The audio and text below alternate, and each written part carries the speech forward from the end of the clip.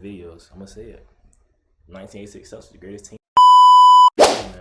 Man, what's good? It's your boy Quezzo, aka Quez the Plug, man. I'm back in a banger, man. Today we got making the case for the 1986 Celtics, man. Y'all been telling me to react this video for a minute, cause y'all be telling Larry played on like one of the greatest teams ever. So let's really see who's the greatest team. To me, I think I got the 2017 Warriors. I think that's the greatest team ever, bro. The Warriors with Kevin Durant. Then it's the 95 Bulls. And then let's see if it's this team. Or let's see if this video changed my mind and this team might be the best team ever. Because I don't really know about this team. I wasn't around this time. So time for me to expand my knowledge, man. Before we get into it, make sure y'all like, comment, subscribe, man. Let me know what you're gonna react next. I got y'all, bro. Let's get into it. What's the goal of basketball? To win, right? But not just to win individual games. The ultimate goal is to win a championship. Facts. Of course, basketball is a team sport. Championships are won by the most complete, most inspired team. Every champion deserves credit, but the question on my mind is, who's the greatest team of all time? Y'all think in the comments the greatest team ever? Let me know right now. Before the video start, just let me know. With apologies to Bill and Wilt, I have a list of 8. Yeah, like, I don't include the Bill Russell Celtics because, you know, that was a time when there was only like 10 teams in the league, so it won't that hard to be the best team in the league with all the players, so. Teams since 1970 that I want to look at as having a claim to that distinction. It is a loaded question, and one that I ultimately can't answer. Oh, I forgot about the Showtime Lakers too. They definitely might be the best team ever too. Damn, forgot all about the Showtime Lakers. Is it the teams that were front runners from beginning to end? The ones who were unbeatable at their peak? Maybe the ones who tapped into something special and overcame countless obstacles? There is no right answer. It's your job to make your own call. And it's my job to make the case. Facts. So today, I'll be making the case for the 1986 Boston Celtics as the greatest basketball team of all time.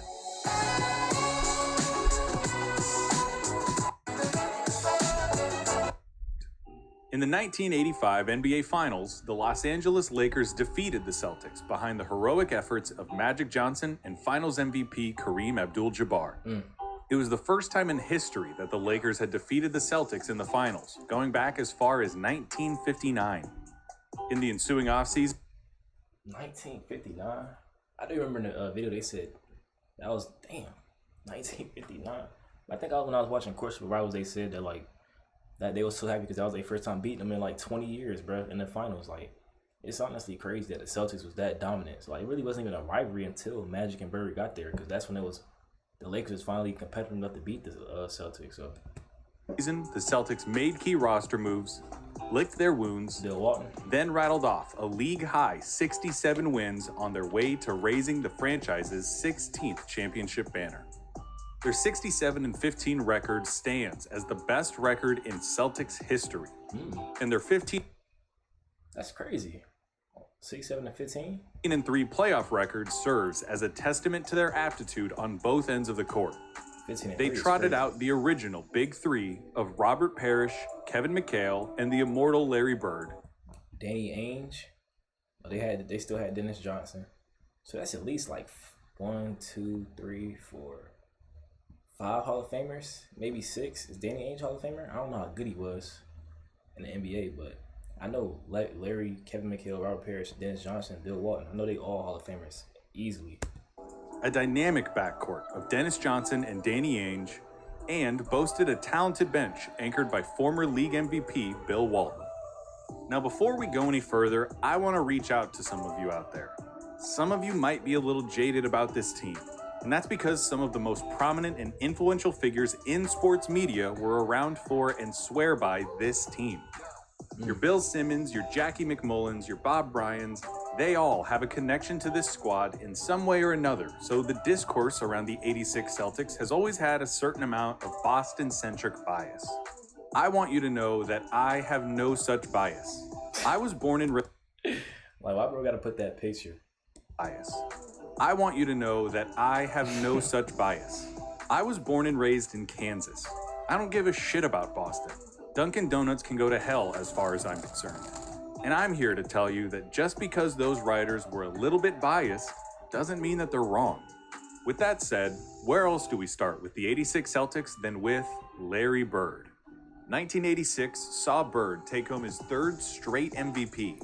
So this is okay. So this is around the time when Bird got his. So this was his last MVP season. So about a year or two before his back injury, right? The historic company of just Wilt Chamberlain and Bill Russell. Damn. Never before had a forward submitted a better season than Bird's 7th campaign. He slapped up a 26, 10-7 and was decimal points away from submitting a 50, 40, 90 season. The man had a superlative basketball IQ and remains, for my money, the clutchest player to ever put leather through nylon. He had a blend of all-around skills that began garnering him GOAT talk from people like Bob Cousy and Jerry West. His tenacity on the boards defied his 6'9" frame. His creativity was tantamount to Tesla, and his infectious passing gave the team an identity that remains as impressive and timeless now, some 35 years later, as it was back then. He finished the season ranked 7th in rebounds, 4th in points, 13th in assists, 8th in steals, and 2nd in minutes played. God. So elevated was his level of play that he admitted to getting bored in games and looking for ways to entertain himself, like taking increasingly ridiculous shots or playing portions of games left-handed. That's how you know the game too easy for you, when you gotta make up ways for it to become fun, because it's getting boring. Hey, Bird was different, bro. People of my generation, they don't know about Bird, man. Like, once you do your research, bro, you gonna realize how good that man was, bro. He moved up from 6 on my list to top 3 just from watching these videos, bro, and just expanding my knowledge on Bird, bro. I'm just so mad. I'm just now really researching Bird. I used to think bro was just a great because he won or he played on great teams, but he was really a great individual player, like, and an even better team player. At the other forward spot was Kevin McHale. After back-to-back 6th Man of the Year awards as a super sub, '86 was McHale's first season as a starter, and he immediately began producing at an all-NBA level. With his 6'10" height and unsettlingly long limbs, McHale earned a reputation as one of the great two-way players in the league.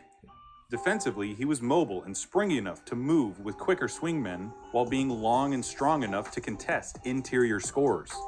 I didn't know McHale played defense. That's crazy. I need to look into McHale too. I don't know how good he was either. I just know he was great in the post. That's about it. With quicker swingmen while being long and strong enough to contest interior scorers. Offensively, there's a reason that Olajuwon and McHale are the 2 names that get mentioned whenever someone talks about post players. Opponents trapped in McHale's torture chamber were subjected to an array of moves that left them confounded, wondering where on earth the man went and how the hell he'd gotten there. You never knew what he was going to throw at you. He'd combine fakes into an up and under, pivot into an uncontestable fall away, or whatever else struck his fancy. It's still striking to see him twist and wind through defenders with his moves the same way Kyrie Irving splits defenders with his handle. Averaging 21 points and 8 rebounds a game on an otherworldly 57% field goal percentage. Hold on. How much he averaged on 57%? And 8 rebounds a game on an otherworldly his handle. Averaging 21 points and 8 rebounds a game on an otherworldly 57% field goal percentage, McHale was a luxury for Boston. He would take on the toughest defensive assignment, allowing Bird to roam, and scored with enough efficiency and volume that his counterpart never had to carry the full offensive burden. Rounding out the big 3 was the man in the middle, the chief, Robert Parrish. As the unsung hero of the team, Parrish doesn't get talked about nearly as much as Bird and McHale, but make no mistake, the Chief was dangerous. Keeping in mind that these stats don't include Bill Russell because of a lack of recorded statistics, Parrish is still the Celtics' all-time leader in offensive rebounds, defensive rebounds, blocks, and is still the NBA's leader in games played. Man, bro played about 22 years, bro. You could rely on Chief for 16 and 10 with Duncan-esque consistency. The man was always in shape and feasted on opposing defenses simply by outrunning them. God only knows how many points he scored because he hustled his way down the court. I ain't never seen a 7-footer trade pick like that. God only knows how many points he scored because he hustled his way down the court, setting up easy outlet passes. He shot well from the field, was a good free throw shooter, had a reliable jumper, defended, rebounded, set Steven Adams-like picks, and did all the little things. So basically, he was like the Celtics glue guy, basically. There wasn't a ton of room for heroics on such a loaded roster, so you couldn't count on Parrish jumping out at you with a 39-point game, but he embraced being the third option the same way Scottie Pippen embraced being the second. Never forget that Robert Parrish held his own in the age of giants against Ralph Sampson, Olajuwon, Kareem, Moses, Ewing, and the rest of them. At point guard was Dennis Johnson, one of the most underrated players ever. Facts. That's a video for another time, though. And don't bro got a Finals MVP with the Sonics? Like he won the Sonics. They only ring in NBA history. Their only ring. Like For the Celtics, DJ fulfilled his role as the best the Sonics/Thunder defensive guard of his era. With 9 straight all-defensive selections from 79 to 87, only tough. Kobe made more all-defensive teams as a guard. He was the best matchup on Magic of any player in the league, set the table for everyone on his team, and consistently came through in money time. Wait, he got more than Jordan? Kobe got more than Jordan? All defensive teams? Defensive teams as a guard. He was the best matchup on Magic of any player in the league, set the table for everyone on his team, and consistently came through in money time. And he was guarding Magic? Dennis was like 6'3", Magic 6'10". It's tough. He and Bird had what some refer to as a telepathic connection, making tight wire action between them routine. He was the ringleader of the squad, and Bird still calls him the best player he ever played with. At the other guard was Danny Ainge, a reliable double-digit scorer and wily little rascal that thrived on riling up the opposition and getting under their skin. Ainge was also one of the great shooters of the era and went on to demolish the single-season three-point record in 1988. Damn. A talented multi-sport athlete, Ainge remains the only high schooler to be named a first-team All-American in football, baseball, and basketball. What? And coming off the Bro, how did I not know Danny Ainge was this crazy, bro? At sports, like, ain't he a coach, right? I thought he was just a coach. bench was the Celtics' secret weapon, Bill Walton. Drafted first overall by the Portland Trailblazers in 1974. But then Bill Walton get MVP his first season, and then he got hurt, and after that his career was just like went downhill. His career went something like that, if I remember correctly. Bill Walton. Drafted first overall by the Portland Trailblazers in 1974, Walton had a transcendent stretch of basketball in the late 70s, guiding the Blazers to the NBA championship in 77. He got a ring without the Celtics? It's tough. And winning league MVP in 78. Injuries derailed his... Oh yeah, I'm thinking about somebody else. MVP his first year. Who was that? Probably Wilt. I think Wes Unseld did that too. Correct me if I'm wrong in the comments. Didn't Wes Unseld get MVP his rookie year? I'm trying to figure out who it was.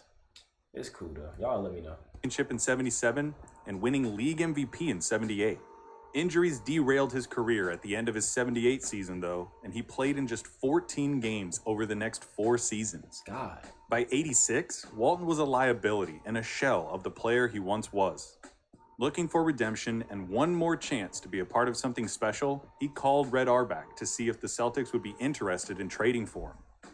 The deal went through, though health still remained the biggest question on everyone's mind. Could his body withstand the grueling championship campaign these Celtics were setting out on?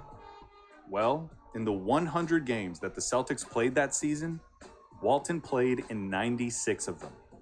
He won the 6th Man of the Year award thanks to his size, smarts, rebounding ability, and defensive instincts. He was still every bit of the best passing big man ever. Bill Walton one of the best passing big men ever. I ain't know that either. But he got 6 Man of the Year. So that's a great little comeback story. And found a kindred spirit in Bird, who also reveled in elevating the talent level of his teammates and in the fine details of basketball. To boot, Walton added an Andy Bernard dynamic to the team. He had had his good old days and seen them drain through his fingers. Yet here he was, once again, with a chance to be a part of something historic, completely aware and appreciative of the fact that this was and would always be the good old days of Celtics basketball. In all, the roster touted 5 Hall of Famers. 5. A whole lineup. Crazy. And every starter on the team was a double-digit scorer. They gelled together to form a hive-mind presence, assimilating into nothing short of Bird's brainchild.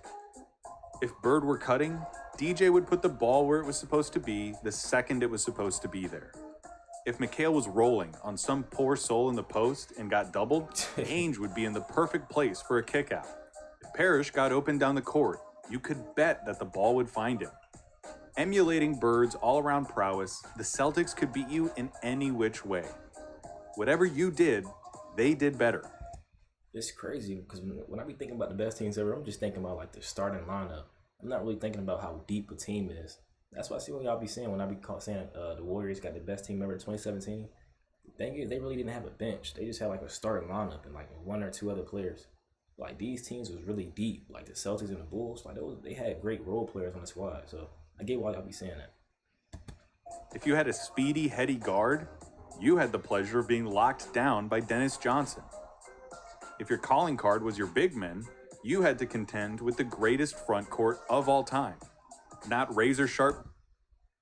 Greatest front court of all time? Better than Tim Duncan and David Robinson? Hakeem and Ralph Sampson? Well, I think didn't they end up beating them this year? Hakeem and Ralph? Defensively, the Hive-mind will beat you into a pulp with their passing. Your offense isn't clicking on every conceivable cylinder. You would be swarmed, you would turn the ball over, and every shot you took would be smothered. And if you let the game stay close down the stretch, Larry Bird would put the nails in your coffin. They had answers for everything. They could change their style of play on a whim and excel at it. Bird, Ainge, and backup point guard Jerry Seasting were all dead-eye shooters. The big men were some of the best post players to ever play. They could put out an absolutely massive lineup with Bird at the 2, McHale at the 3, and Parrish and Walton in the middle. They could go Yo, that is bro, I'm thinking about how tall that lineup is, bro. Bird is 6'10" at the 2. You got McHale 6'10" at the 3. Bill Walton 7 foot. Parrish 7 foot. Like small with no loss of quality, with McHale at center and Bird at the 4. Craziest of all, they really wouldn't even need to size up or size down.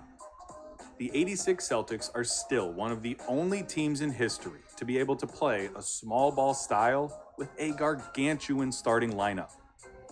Everyone was mobile enough to push the pace and stay active. Crazy. Their inside-outside proficiency could space the floor. They could defend and corral nearly all types of scorers, and their passing would carve defenses to shreds, all without giving up an inch. And if we're checking boxes, the Boston Garden in the 1980s was the best home court in sports. Already some 50 years old, the dingy dungeon halls of the Garden had been host to some of the greatest players and moments in sports history, offering comfort to its allies and peril to its enemies. The crowd was insatiable and earned a reputation for both their devotion and potential for viciousness. The rafters were littered with championship banners and retired numbers in such quantity that they became superfluous. The Celtics took advantage of this and ran with it, notching a 50-1 home record, including the playoffs. Were they perfect? 50-1 home record? They probably got their first L in the playoffs. Perfect? Crazy. No, they weren't that athletic, and they had a tendency every now and then to get bored and take their foot off the gas against bad teams. Could they have gotten to 70 or even 72 wins? Sure, and you can hold that against them, but tell me, when we're talking about something as grand as the greatest team of all time, how much do those 3 to 5 regular season games really matter? Facts. It's all about the postseason. As we established in the beginning of the video, the Celtics lost the '85 finals to the Lakers for the first time in franchise history. The loss stung deep, and members of the team still believe that they let the series get away from them. With a newfound inspiration and the drive to reclaim what they believed was theirs, they tore through the league with one team in mind. The rivalry between the Celtics and the Lakers should need no background. Since the days of Jerry West and Elgin Baylor competing against Bill Russell and Bob Cousy, the two franchises have defined the NBA within and without. Today, the two franchises account for nearly half of all championships in NBA history. Crazy. and the rivalry was never more intense than in the 80s, as Magic Johnson and Larry Bird presented their teams and their sport to the world. Since their iconic college basketball championship showdown, the two had assumed the role as battling titans, trading blows with one another, daring to push the boundaries of basketball to fit their own needs and desires. No pass was too extraordinary, no shot too outrageous. And after the Lakers had landed such a damaging blow in the finals, Bird and the Celtics were eager to return the favor. In the two regular season matchups between the two squads, the Celtics came away with victories both times against the defending champs. And while they no doubt enjoyed the bragging rights that this afforded them, their true crusade began in the playoffs. In round one, they found themselves matched up with the 40-win Chicago Bulls and an extraordinary young guard 1986. Oh yeah, so that was it. They played a young Jordan. Named Michael Jordan. Yeah. Having missed most of the season with an injured foot, Jordan was eager to assert himself and unleash his latent talents. He did just that. After a 49-point performance in Game 1, Jordan put on a spectacle in Game He gave them 40. He gave them 63 in his second season. Oh yeah, Jordan was different. 2 by setting the NBA record for most points in a single playoff game with 63. Bird famously described the effort as God disguised as Michael Jordan. It was a glimpse into the future of the NBA and a coming out party for the league's next great star. Ultimately for the series though, it didn't even matter. The Celtics won both games. Not even such an extraordinary performance as Jordan's was enough to dent the armor of the Celtics, who then won Game 3 to sweep the series.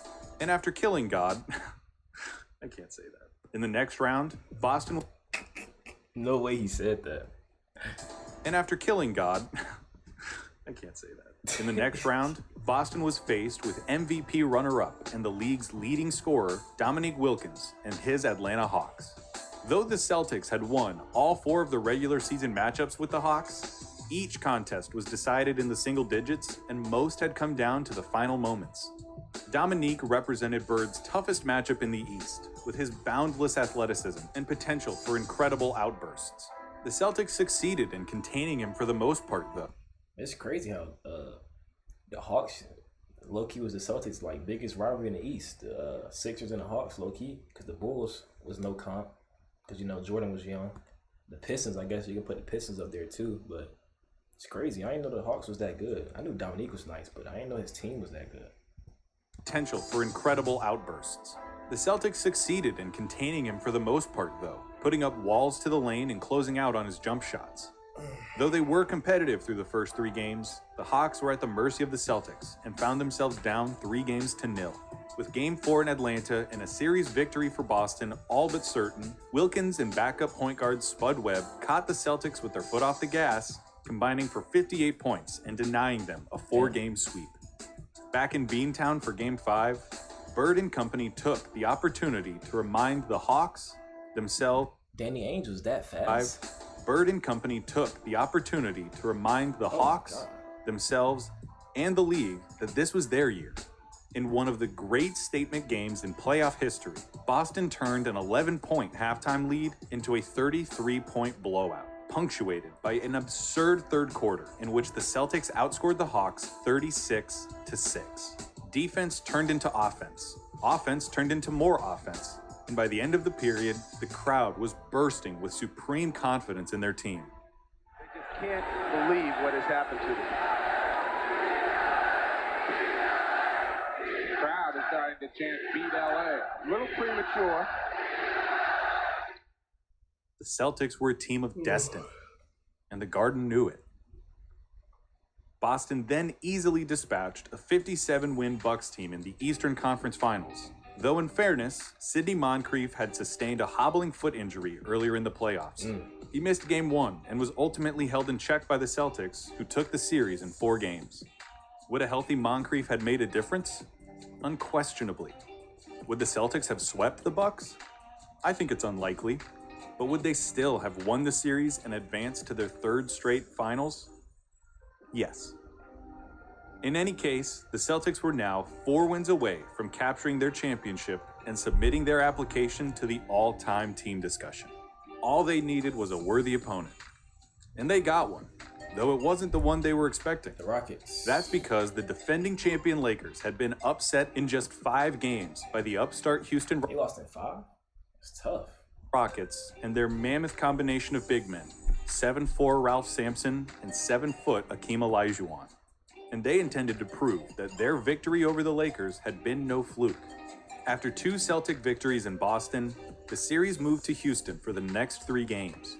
Here, the Rockets put their foot down and showed a resilience not yet seen against these Celtics, earning the respect of the basketball-watching public.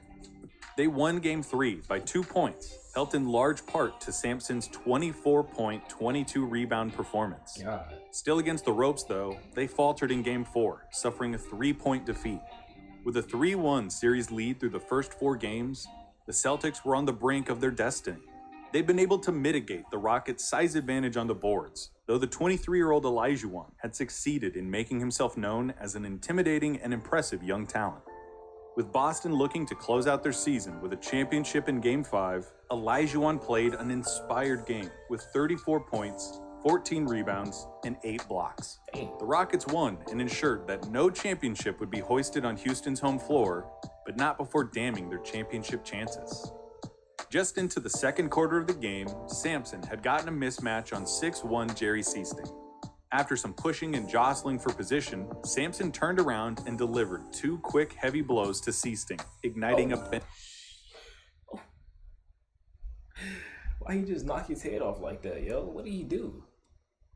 Sampson turned around and delivered 2 quick, heavy blows to Seasting, igniting a bench-clearing altercation. Sampson was subsequently ejected from the game, though Olajuwon did carry the Rockets to a victory and forced a trip back to Boston. Crazy. They won that The game? Celtics were pissed. They were pissed that they'd let that game get away from them. They were pissed that they'd let Houston keep the series alive. And they were pissed that Sampson had squared off against a player over whom he had a 15-inch height advantage. At practice the day before Game 6, the players worked themselves into such a feverish lather, playing with so much physicality, that head coach Casey Jones had to call off practice. The Garden was no different. The fans were delirious, setting a new kind of record for malevolent trash talk, with most of their attention focused on the imposing Rockets center. The team and their fans wanted to win, to claim their rightful place at the height of the sport, and they wanted to make the Rockets regret the day they ever messed with the Boston Celtics. Let's see. And the instrument for that righteous fury was none other than Larry Bird. For Larry one the game, Lobster. Larry Bird played My guy Wando always be saying Larry the Lobster. a different sport in what has been described and immortalized in many different ways as the greatest game he ever played. At first glance, you notice his box score wasn't all that sensational. 29 points, 11 rebounds, 12 assists on 47% shooting. That's not sensational for Game 6 of the NBA Finals. That's sensational to me. He didn't score 60, it wasn't a near quadruple double, and he hit no buzzer beaters. But you only have to watch the game to see that he was, in classic Bird fashion, everywhere, doing everything, at all times. Disrupting passing lanes, finding his teammates, even winning a jump ball against Olajuwon. He was the king, and basketball was his kingdom. The Celtics walked out with a comfortable 17-point victory as world champions, with Bird remarking himself that it was the best performance of his career, the only one that he ever felt totally prepared for. Afterwards, Red Auerbach blessed the team as one of, if not the, greatest he'd ever seen. To recap, you take one of the most talented starting fives ever, composed of the greatest front court of all time, with the greatest forward tandem to ever play basketball. Yeah, I ain't gonna say greatest front court or the greatest forward tandem, but they up there for sure. And watch them eviscerate their opponents with stifling two-way play, dazzling passes, suffocating defense, exquisite shooting, and sublime post-play. They win more games than have ever been won by their illustrious club and proceed to rampage their way to a championship, culminating in the best game in the career of one of basketball's most brilliant talents. The Boston Garden stands no more. Demolished in 1998 after 70 years of service and replaced with a building with air conditioning. I'll never get to see it, never get to ask the walls my questions, nor gag down a Sam Adams surrounded by insufferable Boston sports fans. Among the distinguished teams that called the parquet floor home, one stands alone. And if those walls were still around, if that floor could talk, I know what I'd ask them. And I think I already know the answer they'd give. They'd tell me that the 1986 Boston Celtics were the greatest basketball team of all time. Hey, bro, it's hilarious, bro. But I definitely put this team in my top 3 for sure, bro. I might put them over the low key, bro. I might give it to them until I watch the Bulls win. They might be the greatest team ever, bro. Because the Warriors, 2016 Warriors had a deep squad. 2017, they had no bench, bro. This team had a bench, a starting lineup. Defense was crazy. Yeah, I'm going to give it to them until I finish these other videos. I'm going to say it. 1986 Celtics, the greatest team ever, man. But if y'all enjoyed the video, make sure y'all like, comment, subscribe, man. Let me know if you want to react to next time. I got y'all, bro. We out.